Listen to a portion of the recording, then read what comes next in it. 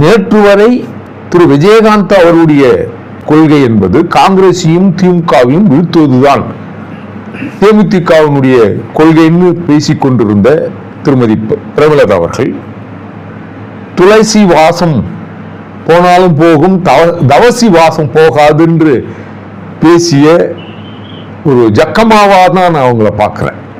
அவர்கள் இன்றைக்கு மனம் மாறி இன்றைக்கு திமுகவை ஆதரிப்பது என்பது அப்போ கொள்கை நீர்த்து போன ஆதரவு நிலையில் இருக்காங்க. தன்னுடைய தம்பிக்கு ஒரு ராஜ்யசபா சீட்டு மட்டுமே போதும், அதுதான் கொள்கைன்னு திரு விஜயகாந்த் அவர்களுக்கு துரோகம் இழைத்து இன்றைக்கு திமுக கூட்டணியில் போய் இணைஞ்சிருக்கிறார்கள்.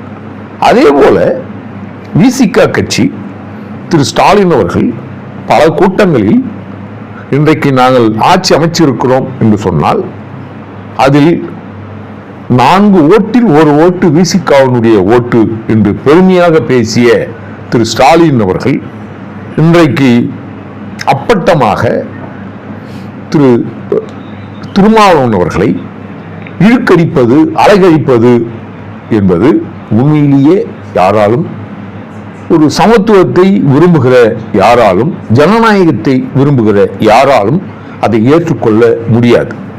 உண்மையிலேயே இந்த இழுத்தடிப்பு என்பது பட்டியல் சமூக மக்கள் தலைவர் இல்லை நான் என்று தோழர் திருமாவளவன் பெருமையாக சொல்லிக் கொண்டாலும் அவர் பட்டியல் சமூக தலைவர் தான் என்று அவ்வப்போது நிரூபிக்கிற வேலையைத்தான் திமுக தொடக்க காலத்திலிருந்து செய்து கொண்டிருக்கிறது.